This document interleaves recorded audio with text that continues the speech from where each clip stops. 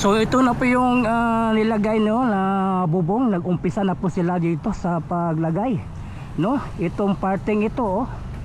Yan. Good news. Ayos. 안녕하세요 여러분. 잘 지내세요? 먹고 싶어 햄버거서. Welcome to my channel Crispy Core TV. Please subscribe, like and share. So nandito tayo sa Sports Dome Complex, no? So tingnan po natin po nagsimula na ba sila sa paglagay ng bubong nito, no? So update po tayo. So tara, let's go.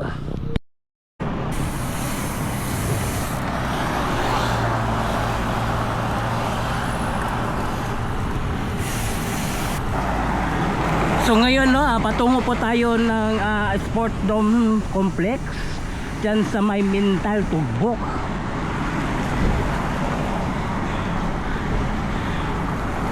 Puntahan po natin ngayon dahil nag-umpisa na sa paglagay ng bubong sa yung ginagawang proyekto, Sports Dome Complex.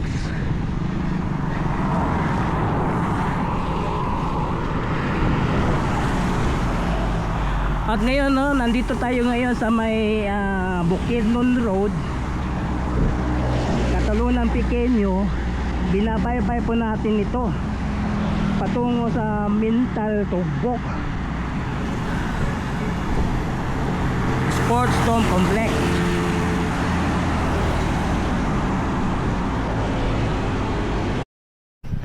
So nandito na po tayo, no, sa may Sports Dome Complex.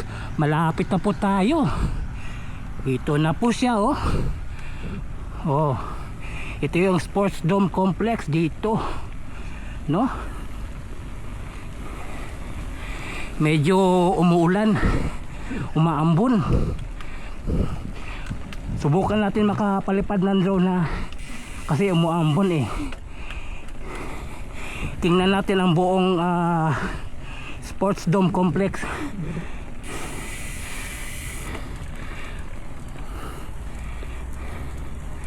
Wow, ito na po yun, oh.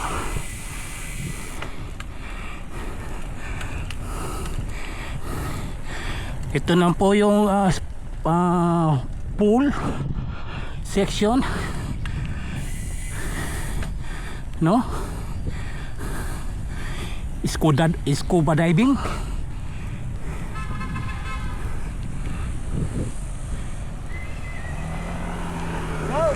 Oh. Wow, ito na po yun, oh. Ito na po yung gawa nila. Binubumungan na pala nila dito banda, oh. Oh. Yan, nakikita nyo. Okay. Dito banda nagsimula po sila sa paglagay ng bubong. Okay. Kaya tingnan po natin sa drone, ha. So ito na po yung nilagay, no, na bubong. Nag-umpisa na po sila dito sa paglagay, no? Itong parting ito, oh. Yan. Good news. Ayos. So dito banda, no, nag-umpisa na yung paglagay ng bubong. Dito sila nag-umpisa. Andito wala pa, no? Pero tuloy-tuloy na itong paglagay ng bubong. Itong Sports Dome Complex. Sigurado ang taga Manila, ano naman sasabihin nila dito, ano? Galit na naman yung taga Manila pag ito nakita, ano? Mayroong bubong na. Oh. Anong masasabi nyo, taga Manila? Ito yung Sports Dome Complex dito sa may Mintal, Tugbok, no? Oh, sigurado.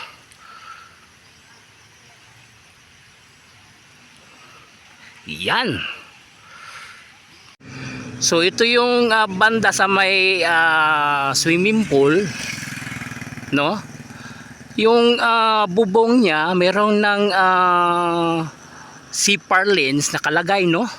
Dati wala pa itong CPAR lens, ngayon meron na, oh. Yan, oh. Meron ng CPAR lens, oh. Sigurado ito preparation na ito sa paglagay ng bubong. Oh. Ayan. Ito po yung project ng Davao City Sports Dome Complex.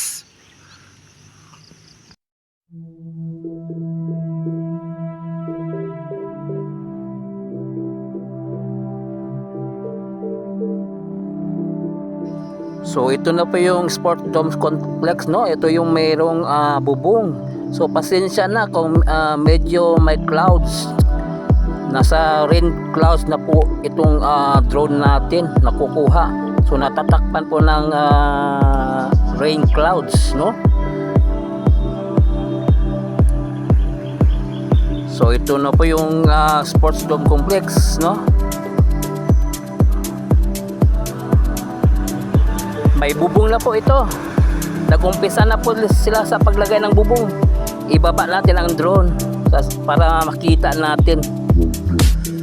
At tingnan pa natin sa gilid nito. Pati gilid dito meron na ring bubong, no? Ayan, no? Ayan. Meron na pong bubong sa gilid, no? So tuloy-tuloy na po itong Sports Dome Complex sa paglagay ng bubong.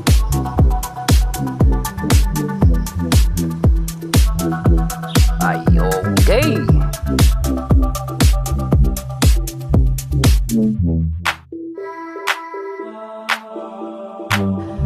Ang dito naman banda, ganun rin, no? Mayroon ding rain clouds. So natatakpan ang drone natin sa rain clouds. Ibababa na lang natin yung drone para makita natin yung gagawing bubong ng itong swimming pool na ito section, no? Ito na po yun, no? May mga CPAR lens na po nakapatong sa preparation sa paglagay ng bubong. Okay, ayos.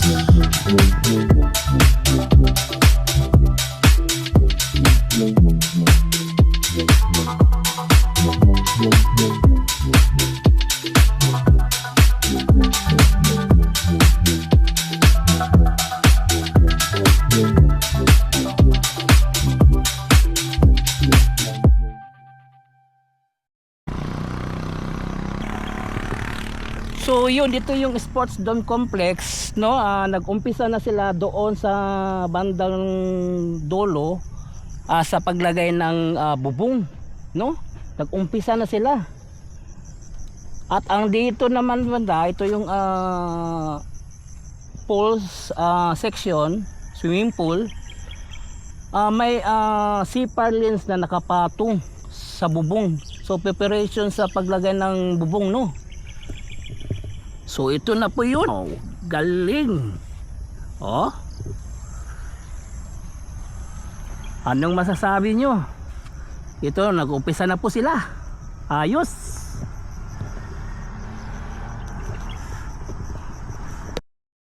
So yun, hanggang dito lang yung update natin dito sa Sports Dome Complex. So nagsimula na sila sa pagbubong nito, paglagay, no? Yun, please subscribe to my channel, Chris Picker TV. I-follow po na nga ako ang Facebook page, Chris Picker FB. So thank you for watching. Kamsahamnida, anyong, and God bless all. Sarang ngayon.